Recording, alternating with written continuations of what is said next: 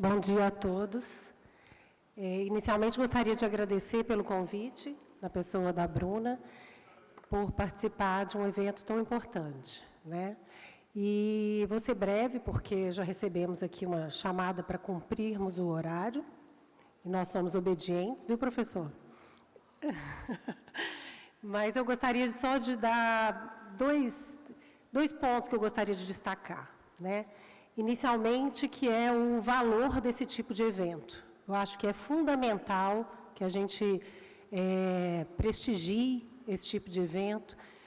Parabenizo os organizadores, porque sei que não é fácil colocar uma estrutura dessa de pé, né? A todos os envolvidos, quem se propõe a vir estudar, falar a respeito, a vocês que estão aqui para ouvir, porque com esse tipo de evento a gente constrói o direito juntos, né? A gente consegue aliviar um pouco essa carga pesada que é interpretar o direito tributário rotineiramente. E, além de construirmos juntos o direito, né, trabalharmos o conhecimento, a gente tem essa oportunidade boa de estarmos juntos, olharmos uns nos olhos dos outros, né, interagirmos. Eu acho que é fundamental que a gente continue incentivando esse tipo de evento e participando. E o segundo ponto, eu gostaria de falar, já entrando um pouco no tema, preço de transferência, commodities, royalties, do sexto método ao padrão OCDE, seja qual for a mercadoria, seja qual for a metodologia, eu entendo que o preço de transferência, ele tem um ponto de partida do qual a gente não pode se distanciar muito. Ele tem um objetivo que é garantir a carga tributária justa, vamos dizer assim, né? Preservar a base tributável dos dois países que estão envolvidos nessas operações comerciais. E, ao longo dos anos, essa legislação, essa metodologia, vem sendo estudada e ramificada e, obviamente, trazendo diversas complexidades, mas ela sempre se pauta por uma lógica que é buscar essa base justa, que tem por norte, por parâmetro, o valor na operação de mercado. Então, toda a complexidade que a gente constrói em torno da definição do preço parâmetro, ela não pode se distanciar dessa suposta simplicidade da origem, que é identificar qual seria o valor daquela operação se eu estivesse praticando uma comercialização entre terceiros, né? Como que o mercado se portaria? E por mais complexo que isso possa parecer, o mercado, ele é baseado em fatos e dados, que certamente os contribuintes que participam desse mercado têm amplo conhecimento e vasta documentação e vasta quantidade de dados, de amparos técnicos para dividir com as autoridades para que se construa essa base justa, né? Então, nesse aspecto, eu gostaria também de destacar que eu vejo com muita positividade o caminho que o Brasil vem tomando nos últimos anos a respeito do tema, né? Esse diálogo entre contribuinte e fisco tem se ampliado cada vez mais e eu acho que é isso que a gente tem que realmente incentivar e trabalhar para que aconteça. Um diálogo baseado em transparência, em confiança, né, na busca da construção do melhor direito pautado por esse norte, por essa origem, né? O preço de transferência não tem por objetivo aumentar a receita, a base tributável. Ele tem por objetivo construir a base tributável justa. E contribuintes e autoridades fiscais têm total competência e capacidade de fazê-lo da melhor forma possível, né? Acho que era isso que eu queria falar, Bruna. Muito obrigada a todos e vamos ouvir os nossos painelistas.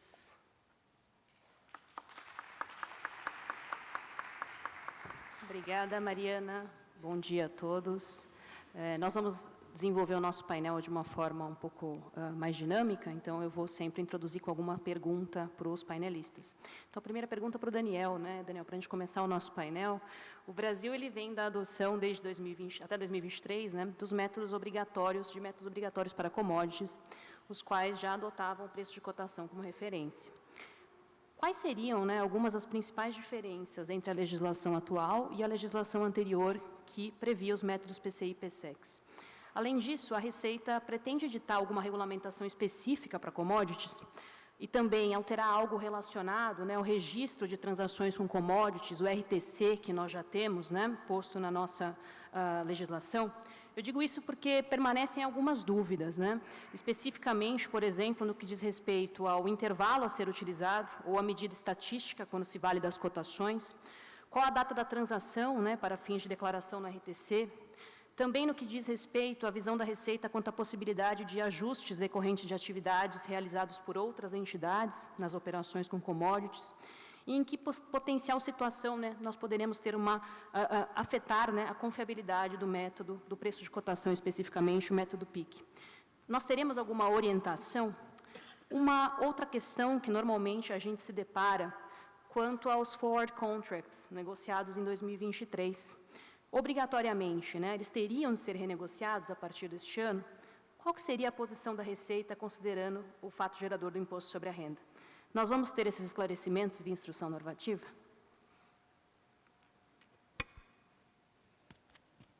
Bom dia a todos. Bom dia, Bruna. Bom dia, colegas da mesa, professor Schwery e outros mestres que estão aqui. Para mim é uma honra estar aqui e poder falar um pouquinho desse tema para vocês. Eu acho que alguns de vocês já me conhecem. Eu falo sobre o preço de transferência repetidamente. Eu sou Daniel Prats, sou auditor da Receita Federal, coordenador da área de tributação internacional da Receita Federal e participei ativamente ali do projeto de preço de transferência, né? O projeto ainda não acabou, a gente editou a lei, editou a instrução normativa que regulamenta a parte geral da lei. Como os senhores sabem, está aberto agora um processo de consulta para tratar especificamente do IPA, né, o que a gente chamou ali na lei de processo de consulta específico, e também a regulamentação relativa às transações com serviços. Talvez, respondendo à última pergunta, Bruna, a gente sim pretende editar uma regulamentação específica para commodities, isso está no nosso radar. A gente entende que esse tema é prioridade, né, dada a relevância desse produto, das transações com commodities para o país. É claro que, eu acho que os senhores sabem, a nossa equipe tem poucos braços, né?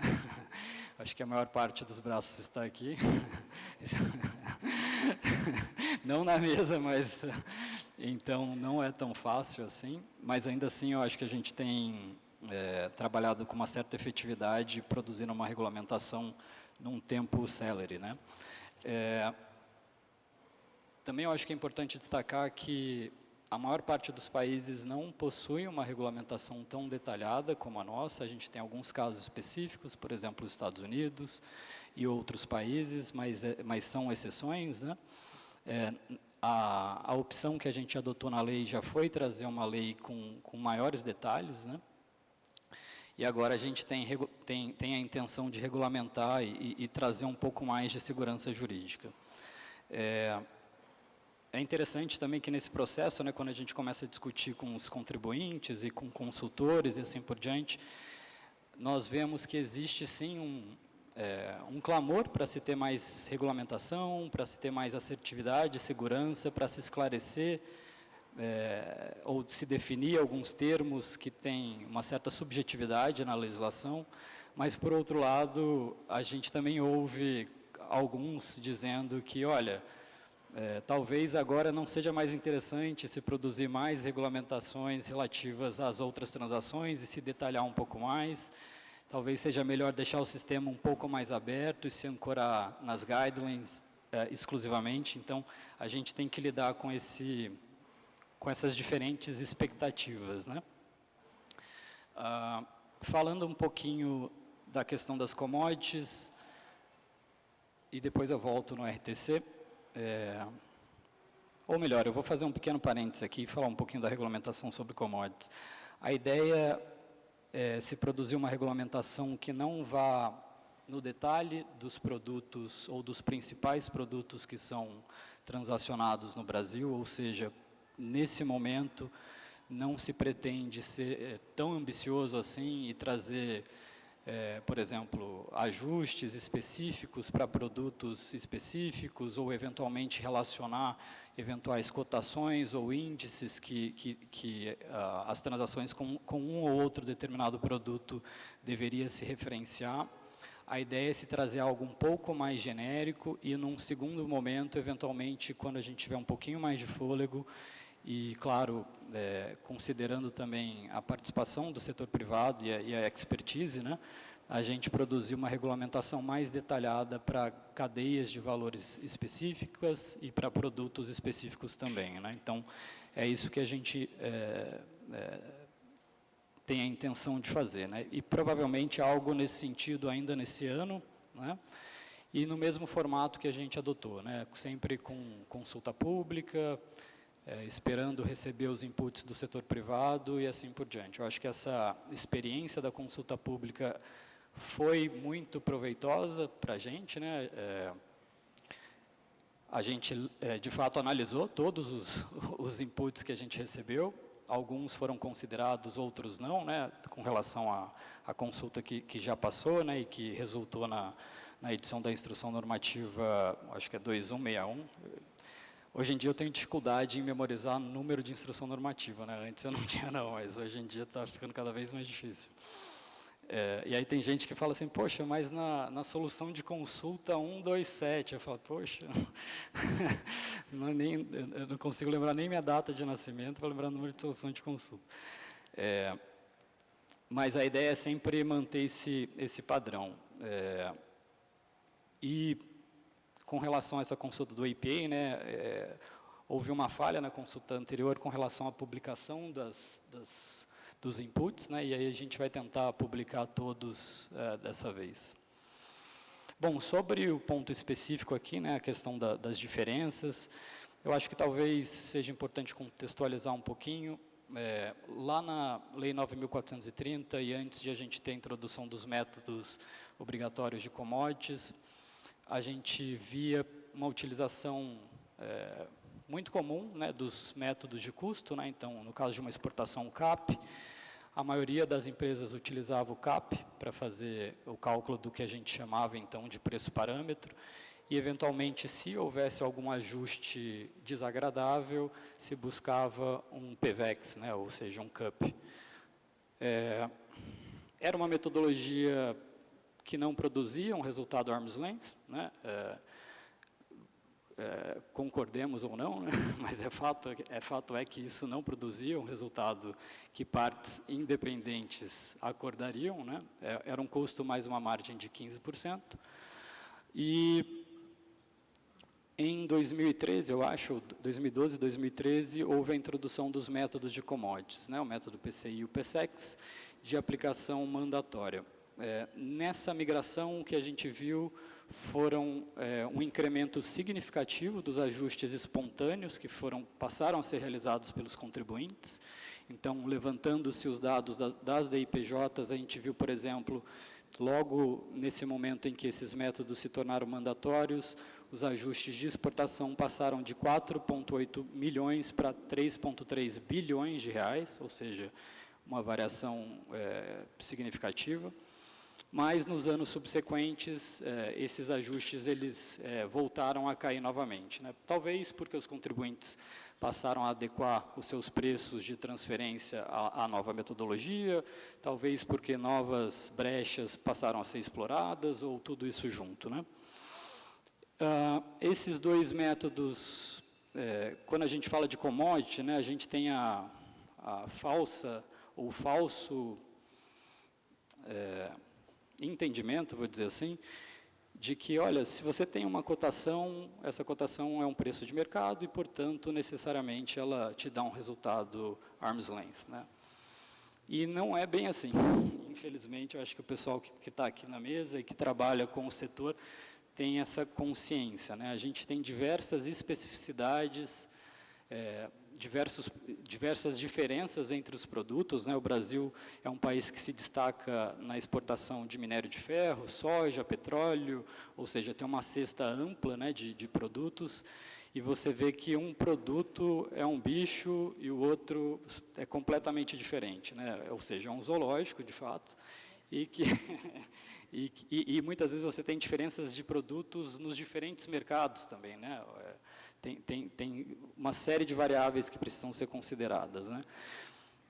Isso não foi bem endereçado na lei que introduziu o PCI e o PSEX, né? Eu acho que o legislador, à época, ele partiu de um senso comum, né? E aí, a partir disso, você passou a ter uma série de distorções na aplicação dessas duas metodologias, em razão, talvez, do nível básico, né, que foi adotado ali na legislação, na lei, e também na instrução normativa, né? Esses dois métodos, eles eram de aplicação mandatória e se aplicavam a bens sujeitos à cotação, né? Uma série de discussões, principalmente na doutrina, em relação a esse conceito. A IN trouxe listas, né, uma lista de commodities, uma lista de bolsa, uma lista de institutos de pesquisa ou agências. A doutrina, uma boa parte, defendia que você só deveria aplicar esses dois métodos se o seu produto exportado fosse exatamente igual ou tivesse as mesmas especificações daquelas do contrato padrão, né? E isso gerou, né, uma série de dúvidas por parte dos contribuintes, inclusive algum contencioso, né? Mas pouco por enquanto, né? Além disso, talvez uma outra distorção e um outro problema relevante é a questão da limitação dos ajustes, né? A lei e a IN limitaram, né, os ajustes de comparabilidade passíveis de serem feitos, e isso também traz problemas e um distanciamento em relação ao padrão arm's length. Bom, esses dois métodos subsistiram, né, até agora 2023, né? Com a adoção do novo sistema, agora o que a gente tem é um CUP, né? E eu acho que o que é importante dizer aqui é que esse CUP ele não tem aplicação mandatória, né? Mas para você afastá-lo, no caso de produtos que estão sujeitos, possivelmente sujeitos a ele, você tem que ter um bom caso, né? Um bom caso que comprove que o resultado alcançado não é um resultado arm's length. E por que eu digo isso, né? Porque ele se aplica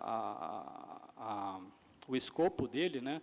O âmbito de aplicação, ele é mais restrito, né? Eu só aplico esse CUP quando eu tenho produtos físicos para os quais os preços de cotação, ou seja, uma cotação de bolsa de valor ou um índice de uma agência de pesquisa, eles são utilizados por partes independentes em uma transação. Ou seja, se o mercado utiliza um determinado índice, por exemplo, um índice da Platts, para formar o seu preço, provavelmente você deveria utilizá-lo também para precificar a sua exportação para a sua controlada, né? Então, como a gente pode ver, a priori, essa metodologia ela deveria ser aplicada, né? No entanto, a gente reconhece que podem ter casos excepcionalíssimos nos quais, eventualmente, a utilização não produz um resultado adequado. Seja porque o número de ajustes a serem feitos, né, no preço da cotação tornem o resultado pouco confiável ou por qualquer outra razão, né? Então, como eu disse, a gente tem uma definição agora um pouco mais acurada e um pouco mais restrita se comparado à legislação anterior, né? O âmbito de aplicação é um pouquinho diferente. Uma outra questão importante e uma diferença é em relação à possibilidade de utilização de índices de agência de pesquisa, né? Na legislação anterior havia uma preferência por utilizações de cotações de bolsas de valores, né, de contratos padrão, né, de cotações de bolsas de valores. E isso gerava um problema em certo ponto grave, né? Porque para alguns produtos específicos o mercado ele não se vale ou se vale muito pouco de contratos futuros de bolsa e muitas vezes as transações são negociadas com índices publicados por agências de pesquisa, né? Então, a legislação anterior forçava o contribuinte a utilizar uma determinada cotação, que não é aquela utilizada pelo mercado. Por outro lado, a legislação anterior ela tinha uma certa flexibilidade, né? Então, você tinha uma série de bolsas listadas nos anexos da IN e o contribuinte poderia fazer um cherry picking e pegar aquela que lhe traria, né, o resultado mais favorável, né? Mais uma vez, não observando o que partes independentes provavelmente fariam, né? Ou seja, eu compararia uma cotação de uma bolsa, uma cotação de outra bolsa e chegaria a um resultado e escolheria aquela de menor valor, por exemplo. Na nova legislação, é claro que isso não é possível, né? Eu tenho que escolher e tenho que utilizar a cotação que o mercado se vale, né? E, eventualmente, fazer os ajustes que são necessários, os ajustes que provavelmente partes independentes fariam. Uma outra questão também relevante é a questão da data da precificação, né? Quando a gente fala de commodity, a gente verifica que a questão do tempo, né, ele é um fator extremamente importante nas negociações, né? Então, se você compra uma commodity e vende logo em seguida, provavelmente a sua margem vai ser muito baixa, né? É o que o mercado chama de operação back-to-back. Mas, se você compra a commodity e deixa o tempo trabalhar, né, você tem alguns outros fatores externos operam e a cotação ela pode oscilar muito, né? Fatores geopolíticos, sazonalidade e assim por diante. Então, eu vou dar um exemplo aqui. A cotação do milho brasileiro, antes da guerra da Ucrânia, ela estava em torno de 272, eu acho que era dólares, não me lembro. 3 meses depois, com a guerra, passou para 372, ou seja, teve um acréscimo de 100 dólares, né? Um outro exemplo aqui, um determinado contrato futuro de uma commodity específica, hoje ele é negociado a 180 dólares, mas quando esse contrato futuro foi lançado no ano passado, a cotação dele era 120 dólares, ou seja, em um espaço de um ano eu tenho uma oscilação ali de 70 dólares. Isso é significativo, né? Então, o que acontece, né? Na determinação do preço de transferência, a gente tem que tomar um cuidado especial no que diz respeito à data da cotação, a data escolhida pelas partes para determinar a cotação que vai ser utilizada no preço de transferência, né? Se eu deixar isso muito solto, eventualmente a gente pode ter alguns problemas de manipulação, né? Infelizmente, não estou dizendo que todos os contribuintes fazem isso, mas são coisas que acontecem, né?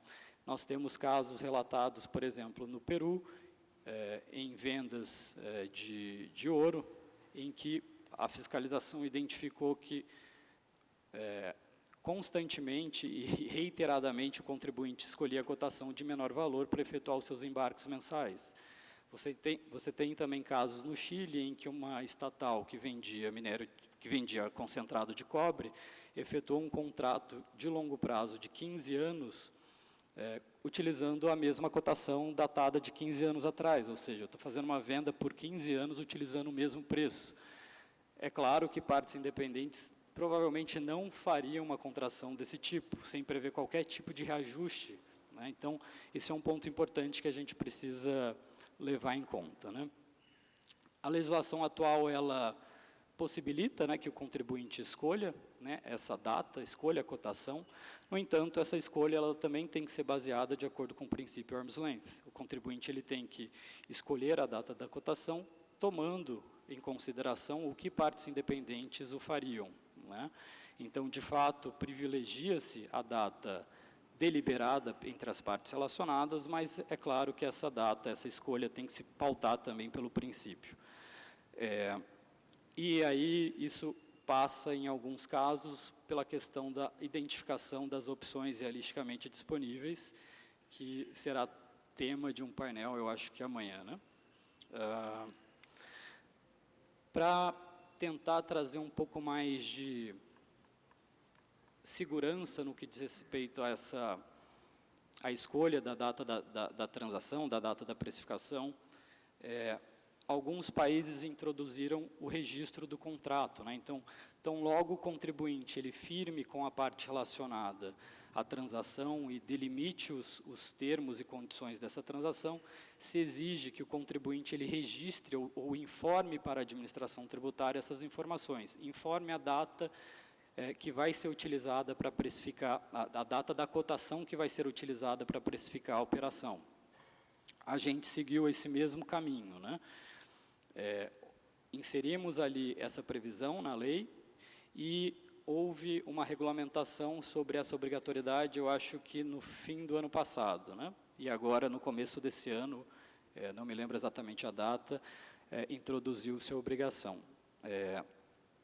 A obrigação ela ainda vai ser melhor especificada, existem algumas dúvidas dos contribuintes em relação a alguns termos que são utilizados ali. Exige-se, por enquanto, que se escolha, que se informe ao fisco e se efetue o registro dessa operação após 10 dias, né, da data da transação, e aí existe uma dúvida do que seria a data da transação. Há um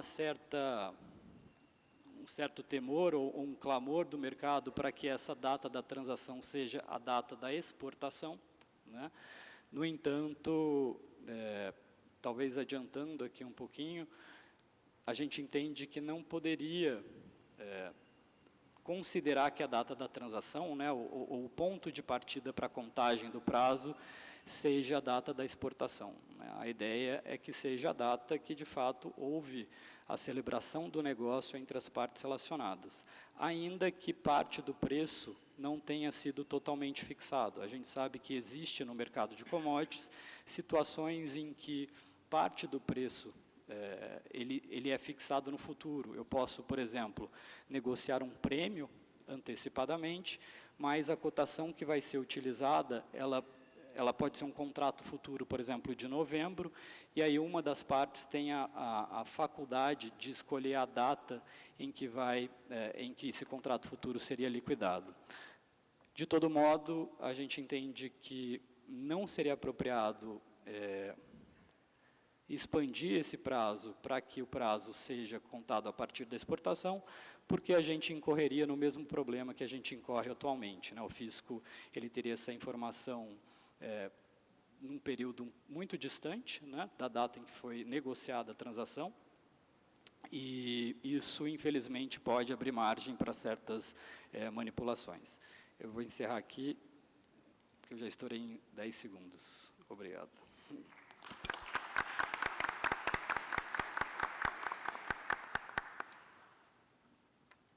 Obrigada, Daniel. Professor Paulo, especificamente quanto à temática de ajustes de comparabilidade a serem realizados sobre o preço de cotação. Em uma análise comparativa, né, pegando o que o Daniel acabou de expor para nós, da norma vigente até 2023, com rol exaustivo de ajustes, e a norma atual, em que poderão ser ajustadas, né, todas as diferenças que afetem materialmente o preço de cotação, e, portanto, o preço da commodity. Quais seriam as diferenças, né? Podemos afirmar, né, que essa adoção do princípio do arm's length, ele garantiria a tributação de iguais capacidades contributivas? Ou, efetivamente, considerando a subjetividade da norma, a gente ainda pode ter a manutenção das mesmas controvérsias?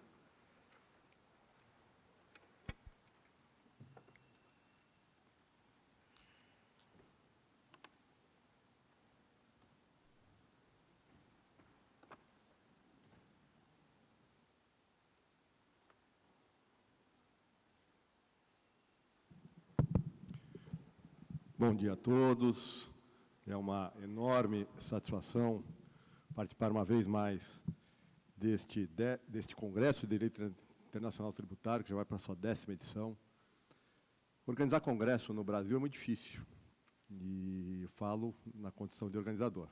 Agora, organizar um congresso internacional de direito tributário, com a quantidade de palestrantes, professores que vêm de todo mundo para aqui compartilhar ideias, é um desafio absurdamente mais relevante. Eu quero cumprimentar a organização do evento, na pessoa do professor Choueiri, do Rodrigo, do Luiz Flávio, que deram efetividade a essa ocorrência. Quero cumprimentar os meus companheiros de mesa, a Mariana Correia, com quem eu aprendo semanalmente em matéria tributária, Daniel Prats, que eu gostaria que todos os meus casos fossem julgados por ele, pela serenidade com que ele coloca o tema, pela profundidade com que ele coloca o assunto, a Bruna, a Laura e o Vitor, prazer compor a mesa com vocês. Eu vou começar contando uma história de vida, da minha vida. Eu comecei trabalhando numa empresa exportadora de suco laranja, portanto, uma commodity. Isso tem um tempinho, 40 anos. E há 40 anos, talvez um pouco menos, 38, cumpria a mim, nesta empresa, determinar o preço de transferência para Estados Unidos e Alemanha. Naquela época não havia legislação de preços de transferência no Brasil, a legislação de 96, mas ela já existia e bastante efetiva em outras localidades. E aí, um navio de suco laranja rumou aos Estados Unidos, tinha ocorrido uma geada na Flórida, o preço tinha disparado, e eu precifiquei esse navio, era a minha função, com a certeza de que um bom resultado restaria lá nos Estados Unidos, diante da realidade que se apresentava. 6 meses depois, o estoque todo ainda não tinha sido vendido, quando o preço começa a cair, em razão da avaliação de que a geada não fora tão importante quanto se imaginava ter sido inicialmente, e isso acabou gerando um prejuízo na nossa filial, a nossa subsidiária americana. E o fisco americano foi fazer a fiscalização para saber o que tinha ocorrido, ou, mais objetivamente, se o Paulo tinha errado. Ou seja, o que estava em jogo ali não era apenas o resultado daquela autuação, mas o meu emprego, que na época me era muito caro. E depois de um ano, usando os cuidados que o Daniel colocou aqui para definir quando exatamente tinha ocorrido a celebração do contrato, qual era o preço naquela oportunidade, etc., para minha sorte, não houve autuação e eu consegui permanecer lá empregado por mais 3 anos. Depois eu vim para o escritório e estou lá até hoje. Pois bem, foi assim que eu me deparei com preços de transferência na primeira oportunidade, e aí, em 96, quando a legislação surge no Brasil, eu estava fazendo mestrado e acabei me inclinando a escrever sobre esse tema, foi minha dissertação de mestrado. Nesse mesmo período, o professor Chueri fez aquela que é a obra mais relevante sobre o assunto hoje no país e reverenciada por todos nós. Eu fui crítico à legislação brasileira naquela oportunidade, fui bastante crítico, porque entendia que, embora na exposição de motivos da lei houvesse referência às normas da OCDE, ao princípio, ao arm's length, na realidade o que a gente tinha era o estabelecimento de uma série de ficções que poderiam ser tidas como relativas em alguns casos, mas absolutas em outros, e, portanto, ficava aquele desconforto no sentido de que eu poderia vir a estar tributando renda num cenário em que transferência de renda efetivamente não teria ocorrido. Essa legislação muito hermética, muito delimitada, tinha um grande desafio, que é o desafio trazido pelo Daniel agora há pouco. Cada produto é um produto diferente, cada empresa tem uma realidade diferente, cada estruturação internacional tem as suas peculiaridades. Portanto, quando você tenta transformar toda a complexidade do comércio internacional em caixinhas estanques, a chance de você extravasar essas caixinhas é muito grande e portanto, eu vinha criticando a interpretação que exigia uma aplicação estrita dos métodos e admitindo, subsequentemente, numa interpretação conforme a Constituição, para não dizer que a lei é inconstitucional, que os métodos fossem tidos como sugestivos ou, usando uma lição do professor Schwery, que eles fossem um safe harbor do contribuinte. Se eu seguir o método, eu estou seguro que nada vai acontecer, mas eu tenho o direito constitucional de provar por outros meios de prova que eu não manipulei resultados e que eu não transferi indiretamente lucros, sob pena de se afrontar o conceito legal de renda, o conceito de renda posto no Código Tributário Nacional e, fundamentalmente, ou a definição de renda posta no Código Tributário Nacional e, fundamentalmente, o conceito constitucional de renda que, a meu sentir, está expresso na Constituição. Tínhamos a possibilidade de escolher método, mas dentro dessa lógica bastante estrita. Em 2012, então, vem a decisão de tratar as commodities diferentemente, com essa importação do que seria aí um sexto método. Este desafio de procurar colocar o mundo numa baliza muito estreita acaba se repetindo com o PSEX. E, portanto, quando se diz, olha, eu vou partir de um parâmetro bolsa para afirmar, ou para reconhecer qual é o preço que teria sido praticado com uma parte não relacionada, e isso vai resolver todos os meus problemas, de verdade, assim não acontece, porque cada produto, cada empresa tem produtos diferentes, cada produto tem as suas peculiaridades, as suas particularidades, e, portanto, para voltar ao suco laranja, quando eu vendia suco laranja para a Europa, era um navio a granel que chegava lá numa realidade. Quando eu precisava vender suco laranja para o Japão e para a Ásia, era tambor. Em alguns casos, eu precisava colocar o suco em tambor, o frete era mais caro, quando chegava no destino, eu tinha que tirar o suco do tambor. Portanto, se eu não considerar todas essas realidades, eu comparo situações que não são nada comparáveis. A regra da Bolsa de Nova York para o suco laranja é totalmente diferente. Envolve o cenário de um país que produz suco laranja. Portanto, querer colocar o mundo numa regra muito estrita, seja na precificação a partir da Bolsa, seja na consideração, e aí sim, dado mais importante, dos ajustes que têm que ser feitos, e aí já me encaminho para a resposta à pergunta formulada, é algo que não pode ser objeto de uma interpretação restritiva, muito voltada à literalidade do que esteja em qualquer legislação de regência da matéria e, sobretudo, nas instruções normativas, nos atos infralegais. E esse é o grande desafio que existia neste tempo histórico em que se tinham métodos pré-estabelecidos com uma determinada rigidez, todos eles objetos de uma regulamentação bastante objetiva, e aqui eu quero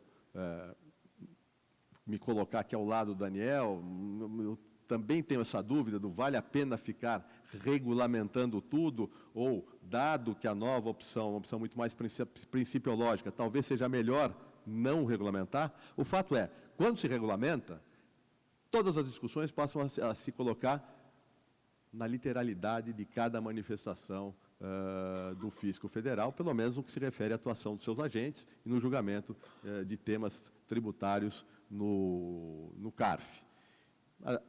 As sucessivas edições de instruções normativas mostram que o objetivo, não raro, do fisco é exatamente o de limitar a subjetividade, a atuação do contribuinte e, às vezes, restringir ajustes que são absolutamente mandatórios para que eu possa comparar coisas que tenham a mínima lógica de comparação. E este encadeamento de instruções, aqui eu não tenho como passar por cada uma delas, mostra um pouco dessa minha realidade. Este regramento, né, trouxe muitos desafios sobre a definição do que vinha a ser prêmio de mercado, se eu podia desconsiderar a própria lógica principiológica da tributação, tendo por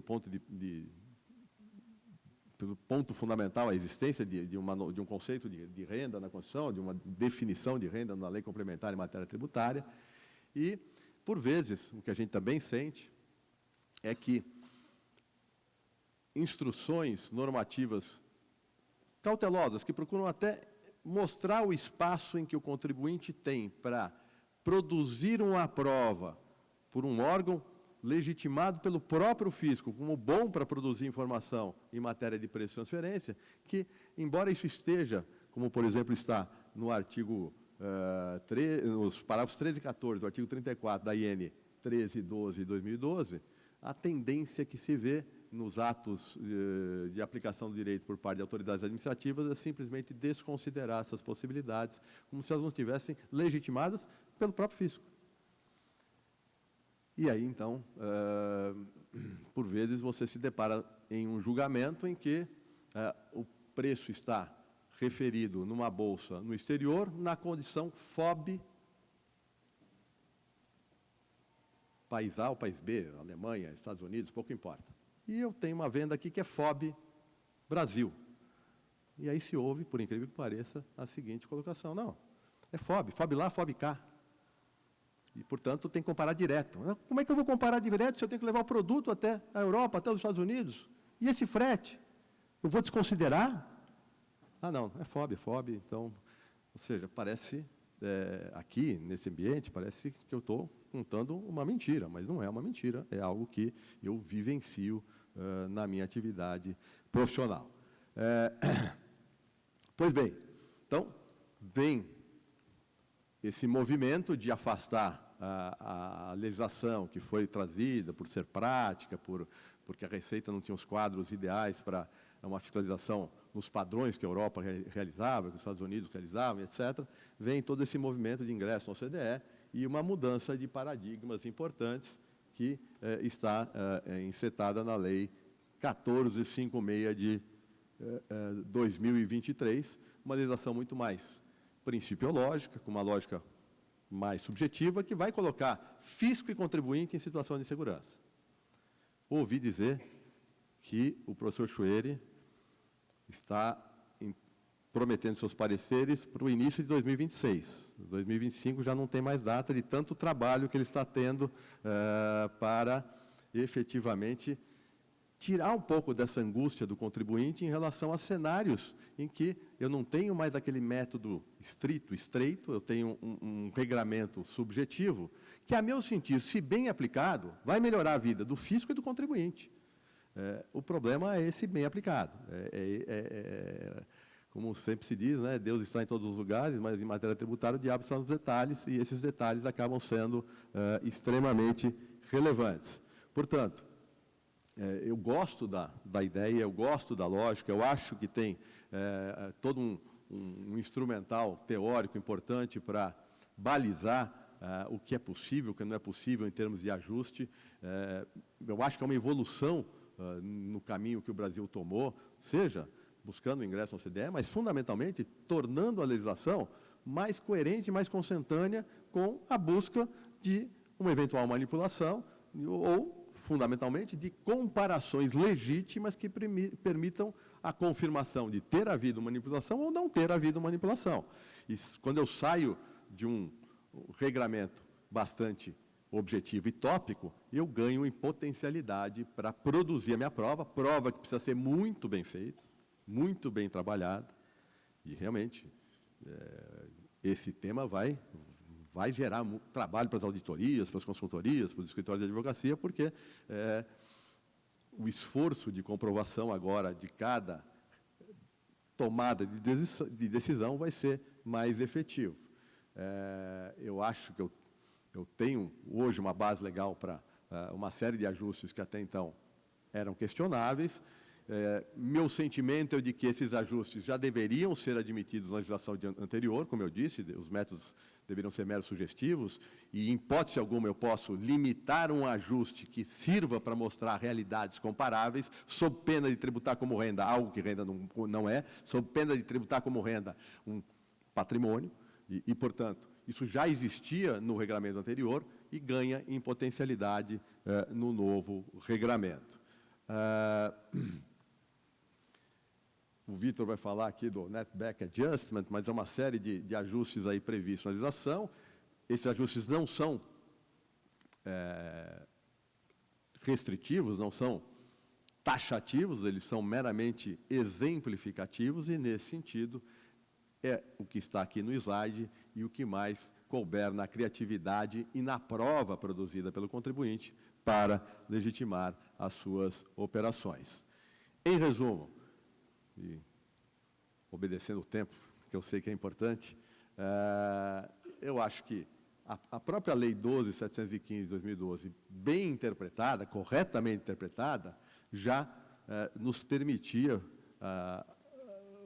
fazer os ajustes que eram cabíveis para fazer boa comparação entre realidades distintas.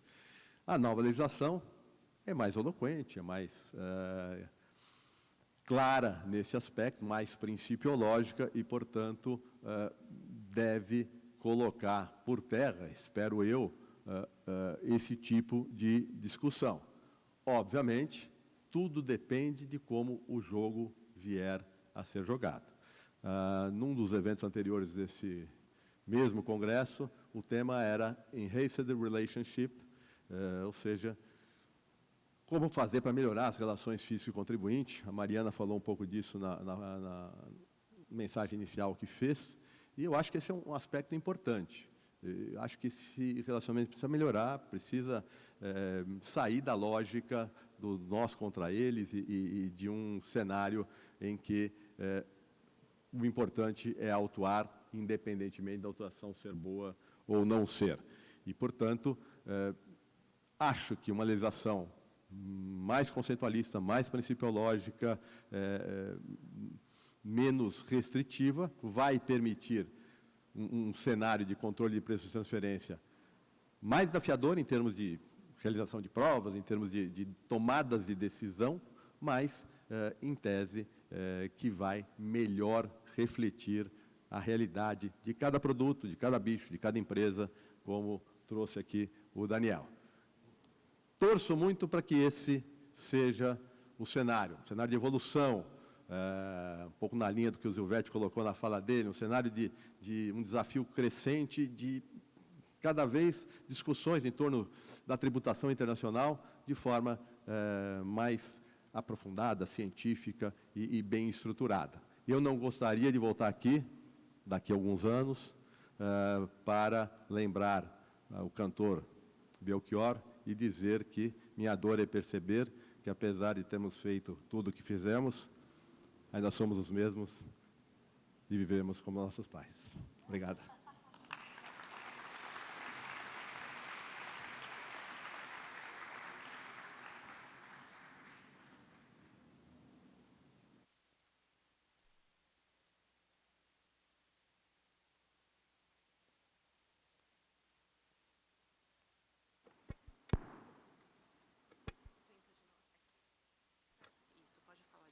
Oi, pronto. Obrigada, professor Paulo. Acho que, continuando aqui no tema, Vitor, dos ajustes, como o professor Paulo já adiantou, considerando que uma das possibilidades de ajuste de comparabilidade é o ajuste por netback, quais são os cuidados, né, e os riscos que o contribuinte tem que considerar quando ele faz ali a análise funcional, efetivamente, quando ele analisa as demais características economicamente relevantes, para que o estabelecimento desse preço a ser praticado no ponto de avaliação, transação controlada, em decorrência do preço de cotação em outra parte da cadeia de valor, efetivamente não afete a confiabilidade do método PIC, né? E, portanto, ele se torna inaplicável, né? Especialmente quando a gente pensa em um processo produtivo que pode alterar significativamente a característica do produto ou alguma customização. Então, buscar aí manter, né, tributação de capacidade contributiva de forma equivalente. Perfeito. Obrigado, Bruna, pelas considerações. Vamos ver se a gente consegue endereçar tudo aqui. Eu queria aproveitar para agradecer em seu nome, né, ao convite, cumprimentar todos da mesa aqui, Daniel, professor Paulo, Mariana, Laura, e também agradecer aos colegas da diretoria do BDT, departamento aqui da faculdade, pelo privilégio de poder estar aqui nesse momento e compartilhar algumas ideias com vocês. É uma alegria enorme ter o 10º Congresso de Direito Tributário Internacional no ano que o IBDT completa 50 anos. É um ano bastante festivo. Eu tenho a honra de ter participado de pelo menos uns 25 anos desses 50, seja como estudante, seja como alguém que tem colaborado na condução de projetos lá. Seu questionamento é bastante desafiador, vamos ver o que a gente consegue trazer aqui. Eu selecionei 3 temas, já enfocando bastante aspectos práticos da nova legislação. Vou falar bastante de commodities, mas também de intangíveis. E hoje, creio que vai ser o dia que nós vamos saber se o café colombiano é realmente diferente do café brasileiro, como a OCDE pensa. É uma honra tê-la aqui, Laura, também. Bom, a legislação fala de netback adjustments, e como a Bruna capciosamente formulou na sua pergunta, né, isso muda completamente a maneira de pensar preços de transferência em exportação de commodities. Até 2022, 2023, nós tínhamos o 6º método, que envolvia, numa exportação de commodities, simplesmente pegar o preço de cotação, produtos listados, bolsas listadas, aplicação obrigatória. O 6º método não é um método de preços de transferência, não é um método que atende ao princípio arm's length. Ele é uma regra forçada, ele é uma regra anti-elisiva, ele é uma regra que protege a base tributária dos países exportadores de commodities. Mas era uma metodologia bastante comumente adotada em países exportadores de commodities, e foi uma solução desenhada pela Argentina há muitos anos atrás, por isso vem essa ideia de 6º método, mas que fique bem claro, o 6º método está morto. O 6º método acabou no Brasil, acabou na Argentina, acabou na Colômbia, vai acabar em outros países da América Latina, o Peru, não tenho certeza ainda como está no Peru. Nós temos uma situação melhor agora, e as novas regras, eu acho que trazem um bom equilíbrio. Esse método envolvia utilizar preços totalmente distantes da realidade, muitas vezes o produto exportado não era o produto da Bolsa, como o Daniel bem explanou aqui, há muitas diferenças a serem consideradas e há muitos ajustes a serem realizados. A partir de agora, eu até coloco mais um componente ali na fórmula, né, do Grupo Azul, muitos exportadores brasileiros vendem para tradings que vendem para o cliente laranja. E o que a gente tem agora é que provavelmente o preço arm's length, né, um preço genuinamente de mercado, é aquele preço lá naquela ponta, não o preço no momento da exportação a partir do Brasil. Então, Bruna, de fato, o ponto de avaliação da commodity ideal não é, muitas vezes, o ponto de embarque, o ponto de saída. E, muitas vezes, isso, na prática, é capturado contratualmente, né? Terceiros independentes se preocupariam em saber se a venda lá no futuro vai ter muita variação. Os preços variam brutalmente e é muito importante ter conhecimento. Exportadores de commodities agrícolas ou minerais têm muita especialização em saber como o mercado se comporta, até para não perder dinheiro. Então, a nossa nova metodologia envolve a aplicação de um método PIC, o método CUP, com a clara adoção do princípio arm's length. Por isso que eu digo ali, CUP mais arm's length principle method, né? É um PIC mesmo, né? PIC com o princípio arm's length. O artigo da 14 ou 15 da lei claramente diz, se for aplicar PIC ou se for aplicar qualquer outro método, é importante garantir que o princípio arm's length está sendo atendido. E como ele é atendido? Entendendo como funciona o mercado. O contribuinte, e acho que o único momento em que a lei usa a palavra cadeia de valor é nesse artigo de commodities, né? O contribuinte vai ter a obrigação de trazer explicações sobre como funciona o seu negócio e como ele precifica para o cliente. A fórmula de precificação vai ter que ser conhecida. Muitas empresas, a gente tem vivenciado isso, se sentem um pouco desconfortáveis com esse nível de transparência. Mas esse nível de transparência ele vem para o bem, ele vem para que a gente consiga, de fato, precificar adequadamente as exportações. E esse é um ponto que eu quero enfatizar aqui com vocês, o preço vai cair. É bem provável que o preço de exportação caia, porque se eu estava usando o preço de bolsa no ponto da exportação, quando eu uso o preço de bolsa lá na frente, na segunda empresa azul vendendo para a empresa laranja, eu preciso, muito provavelmente, contar com outras coisas que acontecem nessa cadeia e até mesmo a margem de lucratividade dessa trading. vamos ver como é que isso acontece, né? E como é que a gente conseguiria utilizar o preço futuro na cadeia, não do mercado futuro, aqui numa situação como essa, para descobrir qual seria o preço de exportação. A ideia de fazer netback adjustments, ela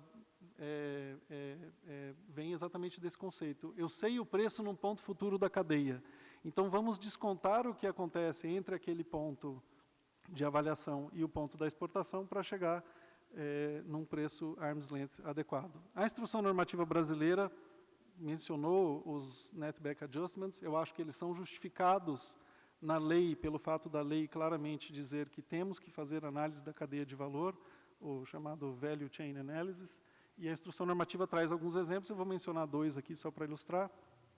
Se o mesmo contribuinte exportador vende o mesmo produto para duas pessoas, uma pessoa do Grupo Azul e uma pessoa que é um terceiro, e a condição da venda para o laranja é uma condição CFR, ou seja, 1.100 contém o frete, e o frete é de 100, fica fácil, basta tirar 100 do preço de 1.100, e a gente descobre que o preço de exportação sem o frete deveria ser de 1.000. E assim vai, um exemplo muito singelo, é importante entender todos os componentes de preço para poder fazer essas deduções retroativas, né? O netback adjustments é até difícil de passar para o português.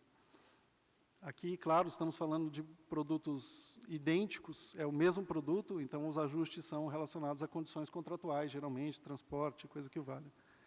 Numa situação de venda em cadeia, em que eu tenho, por exemplo, a mina no Brasil e uma refinadora fora, o exemplo 2 do anexo vai discutir diferenças entre o produto refinado e o produto não refinado, e aí seria importante entender quanto de produto refinado exportado se transforma em 1 tonelada, desculpa, produto não refinado exportado se transforma num produto refinado. No exemplo ilustrativo que foi colocado, a taxa de conversão é de 50%, vai subentendido nesse anexo, o anexo não fala, mas está subentendido que a exportadora exportou 2 toneladas para que a refinadora fosse capaz de fazer 1 tonelada, em proporções, né, enfim. E isso faz, então, com que a gente, sabendo os custos de refinação por tonelada, seja capaz de precificar o preço de exportação. Cada tonelada, se eu preciso de 2 toneladas para fazer uma, e o preço de venda final ali é de 100, de fato, descontando, né, fazendo um netback, tirando 15, só que tirando 2 vezes 15, né, porque esse 15 é o preço por tonelada, e a refinaria refinou 2 toneladas. Então, tirando 2 vezes o 15, eu consigo chegar ao preço de 35 de exportação. Não vou me delongar muito na matemática aqui, vocês vão ficar com esse material depois para entender.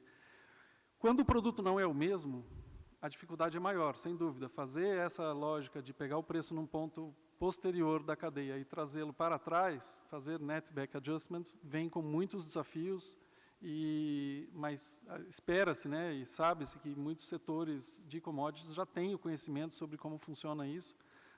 O próprio exportador, né, a própria mina, já se testou até na prática fazer contratos com netback pricing. Há um exemplo muito claro na década de 80, envolvendo países árabes, em que a cláusula de formulação de preço tinha 70 páginas, por exemplo, num contrato de 120 páginas. Então, todos esses conhecimentos aqui vão ser importantes para chegar nesse ponto. É só um exemplo muito singelo aqui, por favor. A cadeia de produção, refinaria, né, pensando em minerais, mas tudo que eu digo aqui também se aplica a commodities agrícolas, ela envolve muitas atividades, e muitas dessas atividades podem ser prestadas por entidades distintas na cadeia de produção, por um mesmo grupo multinacional, e na análise de preço de transferência da nova legislação, é importante fazer a análise funcional de cada uma dessas etapas e entender o papel de cada uma delas. E eu me concentro aqui especificamente na trading company. Qual é o papel das trading companies numa exportação de commodities a partir do Brasil? Afinal, quanto de lucro deveria ficar numa trading company? Fazendo aqui uma análise funcional para cada item, né, para cada entidade na cadeia, eu sei que a letra está pequenininha, vocês não vão conseguir ler, eu não consigo ler aqui de onde eu estou, mas eu queria chamar a atenção, o material vai ficar disponível para todos. Ali do lado direito, né, na última coluna, a gente tem as trading companies. Aqui é uma listagem de quais são os ativos empregados nessas atividades. Eu não quero, claro, fazer uma comparação simplesmente numérica, né, mas a quantidade de ativos, capacidades, conhecimento desenvolvidos pelas trading companies são em número elevado e são bastante importantes na criação de valor e na certeza de precificação adequada e geração de lucro numa cadeia de valor envolvendo commodities. O mesmo vale para a assunção de riscos. E eu trago aqui exemplos de análises funcionais que são conhecidas, esses exemplos estão todos ali citados, eu vou mostrar depois o material no final da exposição. Não quero também passar a ideia de que todas as trading companies são do jeito que eu estou mostrando aqui para vocês, né? Aqui, de fato, seriam trading companies, o máximo de funções possíveis, ou o máximo de riscos possíveis que as tradings poderiam ter. Nesse slide, por exemplo, você consegue ver a trading company também está na direita, e quanto mais tiquezinhos, né, mais risco. E aqui, nesse caso, a gente pensa em trading companies correndo riscos de estoque, correndo risco de não venda, de não entrega. Obviamente, corre risco de crédito e corre risco de muitas coisas. O exemplo do petróleo de 2020, em que o preço do petróleo ficou negativo, é o mais fácil de entender. Naquele momento, não me lembro se era março, abril, casou com a pandemia, eu acho, as pessoas estavam pagando para você receber petróleo. Você não precisava pagar para ter petróleo, você ia receber dinheiro se você fosse capaz de receber um container de petróleo na sua casa, nem sei se transporta por container, porque as pessoas não tinham onde colocar aquilo, né? Então, imagina que trading companies que compram e vendem e ficam com o material estocado, o suco de laranja, né, que o professor Paulo Aires comentou, tem muito estoque de suco de laranja aí pelo mundo. Então, esses riscos corridos, né, se a trading de fato se posiciona dessa maneira, eles precisam ser remunerados. Há uma parcela de lucro que precisa ser alocada para a trading company. O papel da legislação de preço de transferência é fazer uma divisão correta, né, justa dos lucros empresariais, e não podemos negar esse papel importante das trading companies. Aqui nessa tela, que também é impossível de ler e faz parte de um material específico desses que foram produzidos nos últimos tempos aí para a área de commodities, a gente pode ver o nível de importância. As atividades mais acima são super importantes e as atividades mais abaixo são menos importantes no papel da trading company de fazer negociações e de conhecer o seu próprio mercado. Claro, isso gera, do ponto de vista do fisco, uma preocupação muito grande de saber o que essa trading company faz. Geralmente, as trading companies estão em países de tributação favorecida ou têm regimes fiscais privilegiados. So what? Né? O que eu posso fazer? Não é papel da legislação de preço de transferência cuidar disso, que fique bem claro também. Há outras maneiras de lidar com esse problema, inclusive a legislação de Pilar 2. Não há como se questionar com a legislação de preço de transferência ou de se ignorar, né, o papel de uma trading só pelo fato dela estar em Dubai, Abu Dhabi, Singapura, algum lugar assim. Há outras maneiras de fazer isso. O importante aqui é entender o que a trading company faz. Quantas pessoas tem na trading company? Elas são pessoas especializadas, elas exercem papéis importantes. A trading company faz marketing, mas tem também um time de marketing no Brasil? Qual time de marketing é mais importante? O que exatamente a trading company faz em relação a riscos? Ela tem riscos de não venda? Ela corre riscos de estoque, né, inventory risks, aqui, por aí vai. Num estudo voltado ao setor de mineração, e aqui está falando de alguns minérios, eu não quero colocar o percentual aqui como escrito na pedra, tá? Esse estudo está voltado ao mercado africano, constatou-se que as tradings fazem algo entre 2% a 6% da receita líquida. Para alguns minérios, entre 2% e 8%. Claro, pode haver situações mais acima, mais abaixo, não quero fixar nada aqui em pedra. E aí, Bruna, o mais interessante é assim, uma parte da sua pergunta falava, nós vamos aplicar o PIC lá na frente, na cadeia. Eu não sei se no final o que nós fazemos aqui é um método PIC, método CUP, porque eu pego o preço de venda, pode ser um preço real, pode ser um preço cotado em bolsa, e aí eu deduzo algumas coisas, né, faço o netback adjustment para chegar no preço aqui. Me parece um preço de revenda menos lucro, parece um resale price minus. Então, é um PIC com PRL misturado, na verdade, com TNMM, né, porque para saber a lucratividade da trading, pode ser que seja feito um método TNMM, então é um método meio duplo twist carpado, sabe? Eu não sei o que é isso aí. E eu fico sempre com dúvida de saber como que a tradutora terá lidado com isso, né? É um trabalho magnífico aqui, as pessoas que conseguem, uma das coisas mais inteligentes que o ser humano pode fazer, né, que é pensar em duas línguas ao mesmo tempo. Enfim, para falar algumas poucas palavras aqui sobre royalties, um tema que a gente tem visto bastante, né, e é importante para o Brasil, porque a gente acabou de se livrar de limites fixos para a remessa de royalties ao exterior. Então, vem a pergunta, quanto eu posso pagar? Se a gente fizer um estudo de preço de transferência, comparando contratos, aqui eu estou dando o exemplo da ferramenta TP Catalyst, que eu aproveito para agradecer a parceria com o IBDT, tenho certeza que tem colegas aqui do TP Catalyst na plateia, tem sido muito usado nos nossos cursos de preço de transferência. Se a gente fizer aqui um estudo, assim, não muito cuidadoso, né, a gente vai chegar ali com um intervalo interquartil que permitiria os royalties serem fixados em 30%, 10%, 15%, 20%, sei lá, você escolhe, tem vários números ali possíveis, né? Mesmo o intervalo interquartil está super alto. Visivelmente, esse estudo merece um pouco mais de aprimoramento aqui para poder afinar um pouco mais e entender esses contratos. A minha pergunta é, dado que você definiu o intervalo interquartil, e geralmente os estudos têm chegado a intervalos entre 2 e 10, só para dar um número, como é que eu sei o quanto eu cobraria, né? Eu posso cobrar 10? Eu posso pegar o maior número e simplesmente utilizar? E eu queria compartilhar com vocês, meio que para citar aqui, ou dar conhecimento, né, da existência desse tipo de abordagem. Acho que é uma menção importante, a gente espera também que a legislação... O brasileiro gosta da instrução normativa, Daniel. A gente gosta, isso já acho que sinaliza um pouco qual vai ser a visão do fisco com relação a determinadas matérias, né? Então, saber como se comportar diante disso é importante. E ainda que seja para a legislação ser formulada de maneira genérica, como de fato tem sido, mas já dá uma orientação, é muito bom. Nós não temos na legislação brasileira uma explicação hoje, né, na instrução normativa de preço de transferência, nenhum colorido com relação ao que acontece dentro do intervalo interquartil, se precisaria estar mais acima ou mais abaixo, qualquer ponto pela legislação atual vale, mas na prática internacional às vezes tem aí um certo cuidado para se posicionar. E aqui com relação a royalties não é diferente, é importante definir o valor intrínseco dos royalties, né, o quanto que faz sentido cobrar. Eu posso cobrar de 2 a 10, mas eu vou cobrar 4. Eu vou cobrar 6. Por quê?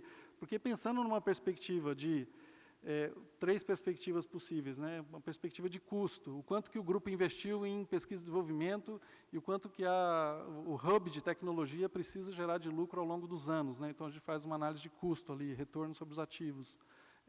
Modelo 2, pensar no quanto que aquela tecnologia, vamos chamar assim, gera de resultado.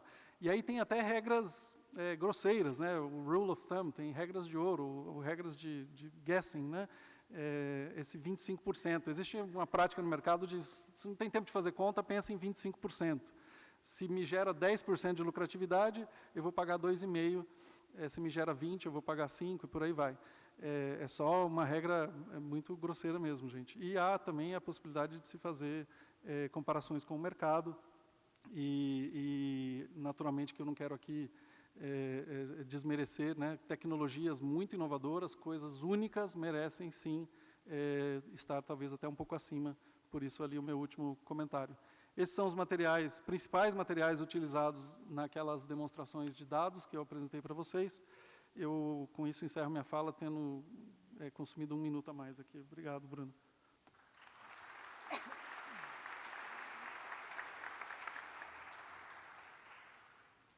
Obrigada, Vitor. Com certeza teria alguns pontos aqui a colocar sobre o triplo duplo carpado, mas o benefício do tempo.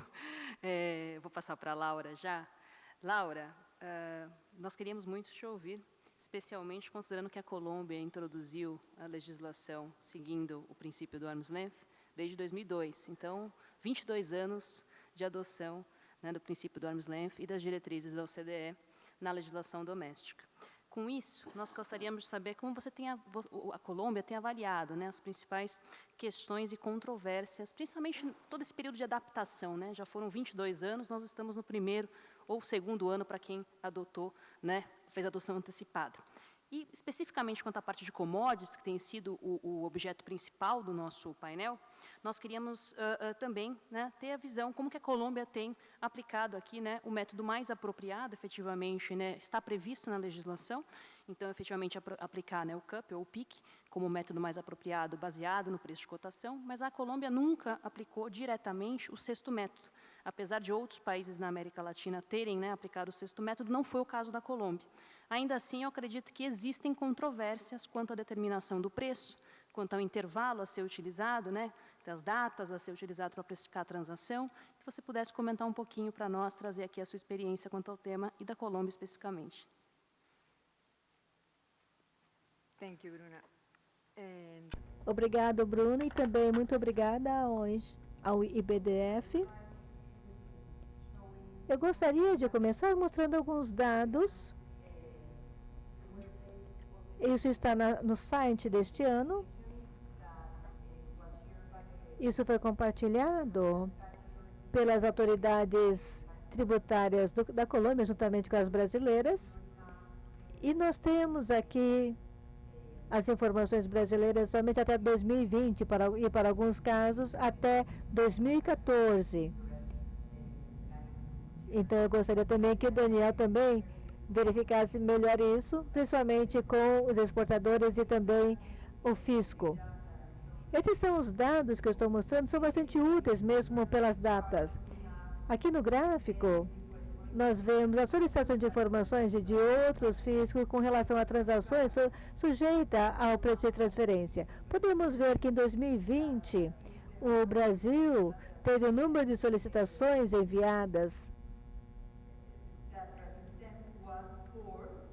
foi de 4, e Colômbia mandou 24. No mesmo, em 2020 foi de 45. E o número de solicitações enviadas para a administração tributária foi de 2004 em 2023 para a Colômbia. Eu acho que, de fato, o fisco colombiano solicita muito mais informações para poder facilitar o trabalho de preço de transferência. E eu acho que isso é porque eles sabem que é mais fácil fazer a arrecadação de dinheiro através do preço de transferência, em lugar de simplesmente fazer outras auditorias mais abusivas. Porque o fisco precisa comprovar a finalidade dessa auditoria. E no transferência de preço, não. Ou no preço de transferência, não. Depois, aqui, nós temos o número de auditorias de preço de transferência de 2000 até 2015. Houve 21 para o Brasil e 47 para a Colômbia. Vocês podem ver que em 2014 houve 61 para o Brasil e 135 para a Colômbia. E para esse mesmo ano, vocês podem ver a quantidade de ajustes de preço de transferência efetivamente realizados em termos de auditoria. E vocês podem ver que o Brasil, de 61, arrecadou esse número. Então, se esperaria que o fisco brasileiro agora precisa fazer mais auditorias ou mais inspeções.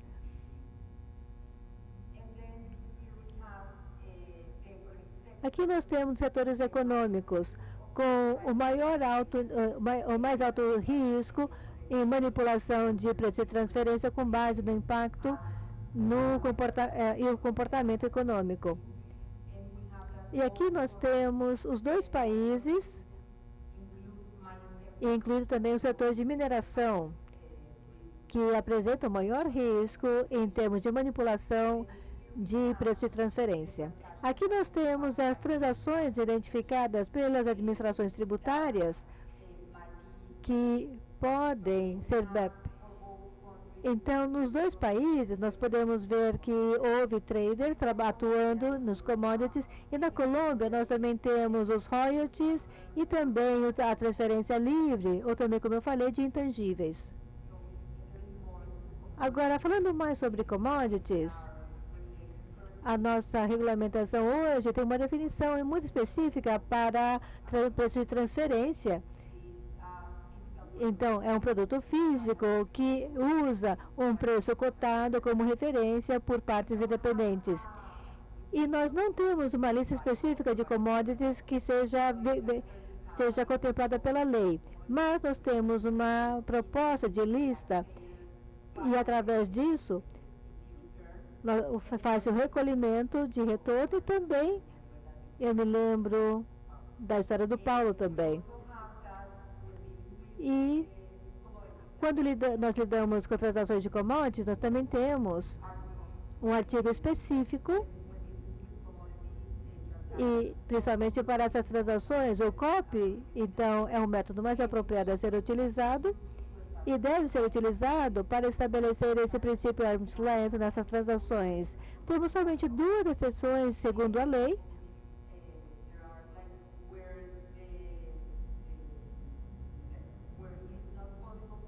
onde não seja possível identificar os fatores que constituem os preços listados, ou também no caso em que esses fatores existam, mas é preciso ter um ajuste ou de comparabilidade, mas isso não pode ser medido ou quantificado. E a legislação colombiana também torna quase obrigatório o uso do COP.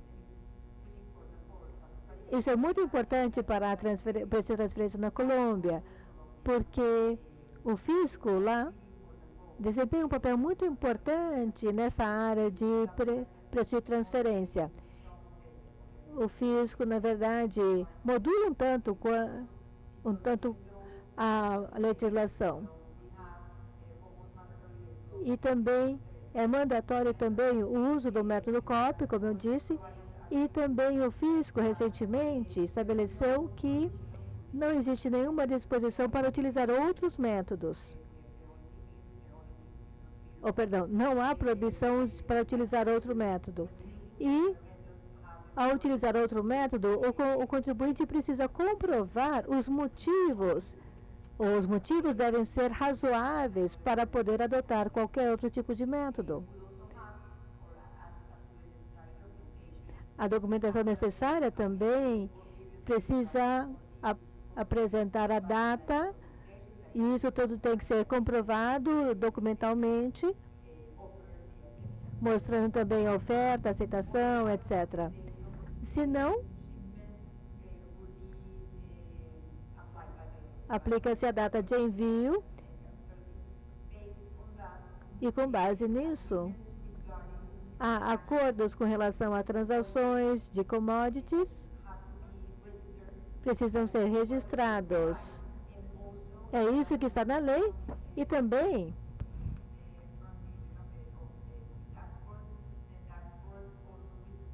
recentemente também o nosso fisco estabeleceu que não é sempre obrigatório fazer o registro do acordo, do contrato firmado, se o contribuinte estiver utilizando o método COP. Se não, é recomendável que o contribuinte registre esse contrato, porque se o fisco conseguir comprovar que o método base foi o COP, então seria melhor já ter feito o registro do contrato. E também o fisco estabelece que, se a data do contrato perder a confiabilidade, então o contribuinte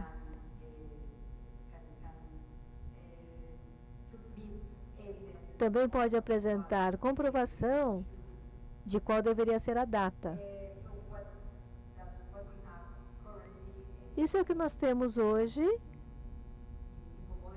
em termos de commodities.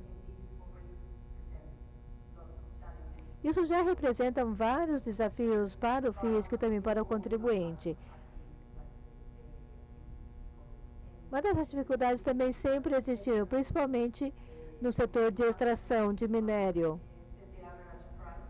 Porque nós temos estabelecido também, o Ministério de Minas estabeleceu um preço médio, e isso é feito entre o contribuinte colombiano e também as suas partes homólogas, e a forma como o ministro de Minas calcula esse preço é baseado nas informações fornecidas por essa parte que se relaciona com o contribuinte. Então, o Ministério pega o CIF e o FOB, e hoje, porque normalmente o fisco demora muito tempo para tomar uma decisão, então, na Colômbia, nós temos muita discussão sobre isso.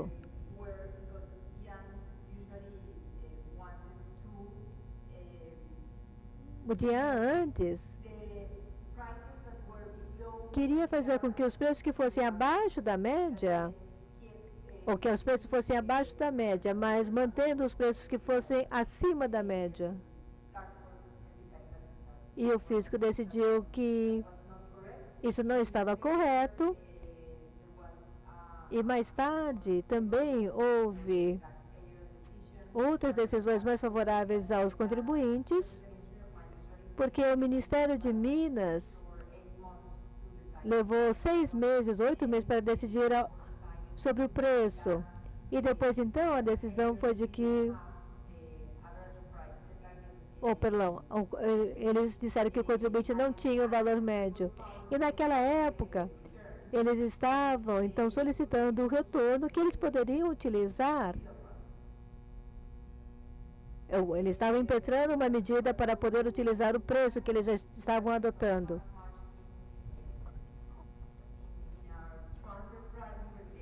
Na nossa regulamentação, nós temos algumas regulamentações sobre intangíveis, e isso acaba estando relacionado ao preço de transferência. Por exemplo, uma contribuição intangível de um contribuinte para uma empresa estrangeira, no caso, deveria ter um share purchase no regime de preço de transferência. Também temos alguns pagamentos que não podem ser deduzidos. Por exemplo, só royalties relacionados com intangíveis que sejam criados ou gerados na Colômbia, ou também royalties relacionados à importação de produtos acabados. Nesse caso, não podemos também ter a dedução, como eu falei, e também não se pode também adotar a amortização do intangível adquirido de uma parte afim. Então, somente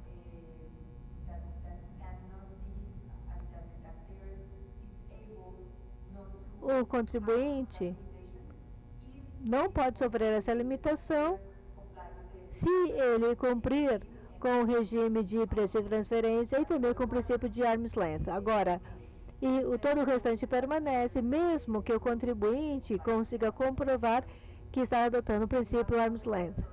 E hoje em dia também o fisco está contestando a dedução de royalties se o contribuinte colombiano apresente perdas ou pague os gastos de comercialização. Essa é a expectativa do fisco.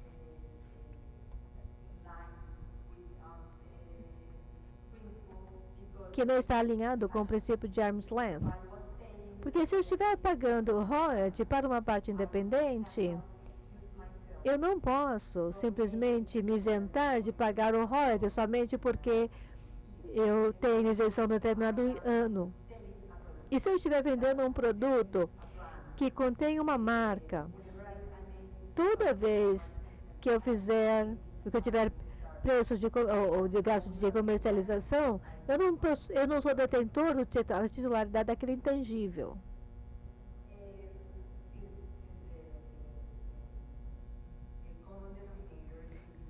Como o denominador como é esse intangível, nós temos também que falar sobre o desenvolvimento, a evolução do plano BEPS na Colômbia. Hoje nós temos uma regulamentação que se chama Presença Econômica Significativa, não somente para serviços digitais, mas também para todos os serviços e todos os produtos. Nós temos uma nova regra de fonte ou de origem aplicada a essas vendas. Isso para não residentes e entidades que não têm domicílio na Colômbia, mas com presença significativa ou presença econômica significativa na Colômbia, em favor de clientes e usuários localizados no território nacional. Vocês podem ver que há uma interação de usuários colombianos e mostra também preços em pesos colombianos ou também permitindo pagamento em pesos colombianos. Então, eles podem pedir também uma devolução de imposto de renda e também a retenção de imposto de 10%. Então, isso é o pilar 1 e 2. Nesse caso, também temos uma taxa, uma alíquota mínima comparado com uma alíquota global. Isso é estabelecido pelo Ministério, que agora apresentou um novo projeto de lei na Colômbia. Eles estão propondo que essa alíquota mínima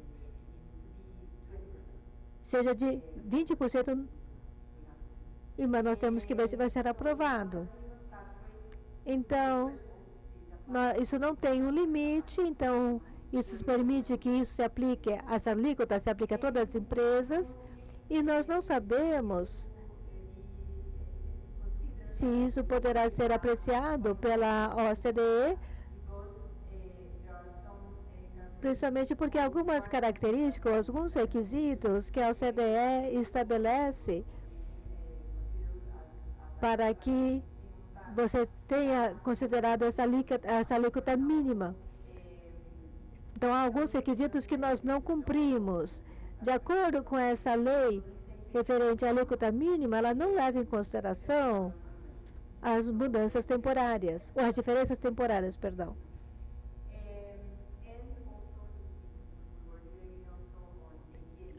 O debate também é sobre o APA, porque nós temos uma regulamentação que foi implementada desde 2002, como vocês sabem, e eles acharam que talvez eu tenha alguma coisa para compartilhar, mas na verdade na Colômbia, agora nós pudemos celebrar celebramos o APA do 22 anos atrás, mas somente temos um que foi firmado. E nós temos um procedimento inicial que leva 9 meses, mas na verdade leva mais tempo, e o contribuinte não tem a oportunidade de entrar com recurso, nesse caso, se a decisão pelo fisco for realizado em relação a esse procedimento.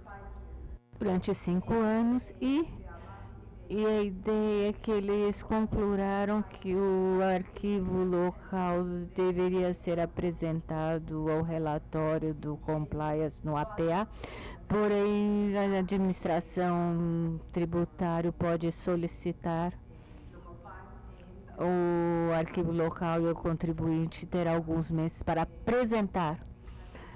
Então, vou pular esse slide assim. Eu acredito que os motivos onde jogo só temos que ter um APA, talvez digamos que para a incerteza que temos, sabemos que é um processo longo e o contribuinte não tem a oportunidade de entrar com recurso. E também, repito, estou utilizando a tabela dessa página do CIAT e a documentação exigida nestes países. E se você puder notar, apenas a Colômbia e a Jamaica pedem todos os arquivos, todos os documentos. E também temos aqui a parte da incerteza, demonstrando se a Colômbia irá apenas utilizar a informação através da negociação APA apenas para esses propósitos, mas na verdade a legislação na Colômbia estabelece se o APA é revogado ou cancelado, mas a parte importante agora, se eles acharem que a informação fornecida pelo contribuinte pode e é possivelmente apresentar um caso de abuso, eles também podem utilizar a informação em outros aspectos, ainda não sabemos em quais, porque não temos a experiência ainda, mas segundo a lei, sim, evidência do abuso é apenas uma causa possível de abuso, então sabemos que essa informação confidencial não mais será, a partir desse momento, confidencial. Muito obrigada.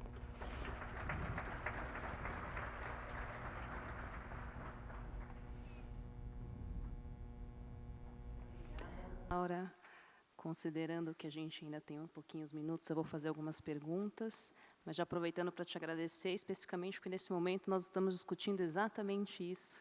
Nós estamos com uma consulta pública em aberto sobre a EPA e alguns dos principais pontos que nós até ontem tivemos um diálogo com a Cláudia, e o Daniel também está aqui, foram sobre algumas questões que você trouxe, que hoje, né, levam a uma grande insegurança quanto ao modelo, né, o processo de acordo antecipado de precificação, né. Aproveitando para fazer algumas perguntas, voltando aqui para o Daniel, para ele responder algumas das perguntas feitas ao início.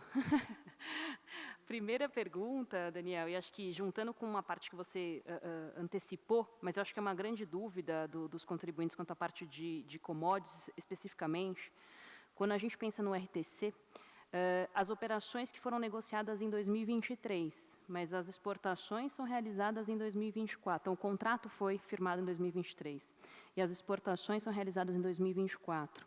Elas têm que ser ali, né, reportadas no RTC, e aí eu vou juntar com uma pergunta que eu tinha feito anteriormente. Acho que uma grande dúvida dos contribuintes se refere aos forward contracts, né? Então, eu fiz a negociação em 2023, coloquei ali que a data de embarque seria em períodos posteriores, no ano de 2024, não fiz adoção antecipada, e agora, o que eu faço? Eu não tenho uma grandfathering rule. Será que eu deveria, eu sou obrigado a retificar, a renegociar esse contrato? Ou como o contrato foi realizado ali à época, né, data da celebração, como você até mesmo mencionou, né, que seria um ponto importante aqui para definir a precificação, se permaneceria ali aplicável, que estava à época de 2023, e até atrelando isso com o fato gerador do imposto sobre a renda, a gente tem uma previsão ali na IN 2161. Obrigado, Bruna, pela pergunta. Eu vou responder bem breve e eu queria fazer um comentário sobre a questão dos ajustes para a remuneração de tradings. Eu entendo que a nova regra ela se aplica para contratos que foram negociados anteriormente à vigência, cuja receita ela seja reconhecida durante a vigência da lei, né? Então, a precificação desses contratos para fins de imposto de renda, claro, provavelmente precisará ser revista. E isso impacta diretamente também na questão do RTC, né? Essas operações, elas também deveriam ser declaradas no RTC.